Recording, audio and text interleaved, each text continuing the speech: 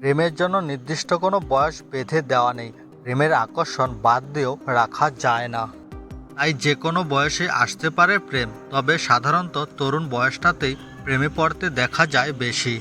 এই সময় ভালো লাগা থেকে ভালোবাসা, তারপর পরিণয় এবং বাকি জীবন একসঙ্গে কাটানো। প্রেমের ক্ষেত্রে দুজনের বয়সও কাছাকাছি হয়ে থাকে।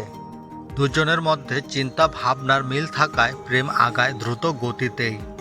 কিন্তু অনেক সময় দেখবেন দুজনের বয়সের বিস্তর ব্যবধান, কিন্তু প্রেমটা ঠিকই হয়ে যাচ্ছে।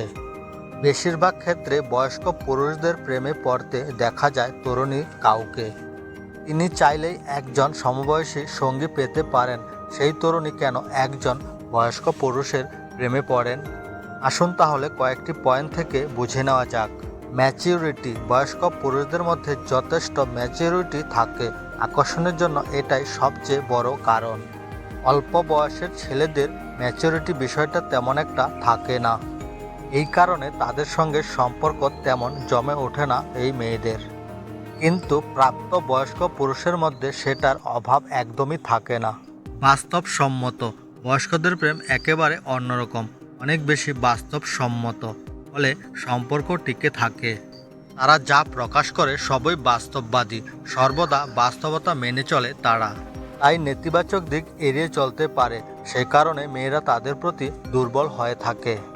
সঠিক সিদ্ধান্ত: বয়স্ক পুরুষরা সঠিক সিদ্ধান্ত সহজে নিতে পারে, যা অপ্রাপ্ত বয়স্ক ছেলেরা একদমই পারে না।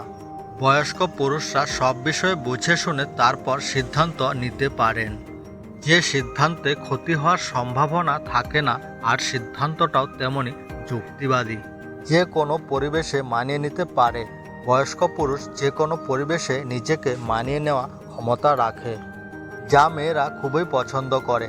মেয়েরা চায় তার সঙ্গীকে নিয়ে যে পরিবেশে যান না কেন, যাতে সে বিরক্ত বোধ না করে। পূর্ণ আত্মবিশ্বাস থাকে: এই ধরনের পুরুষদের প্রতি পূর্ণ আত্মবিশ্বাস থাকে। তারা সম্পর্কে জড়ালে কিংবা বিয়ে করলে আর ছেড়ে যাওয়ার সম্ভাবনা থাকে না, কারণ তারা নিজেরাই জানেন তাদের বয়স হয়েছে। আর বিয়ে নয়, আর প্রেম নয়, আর বিয়ে আর প্রেম তাদের কপালে আর নেই।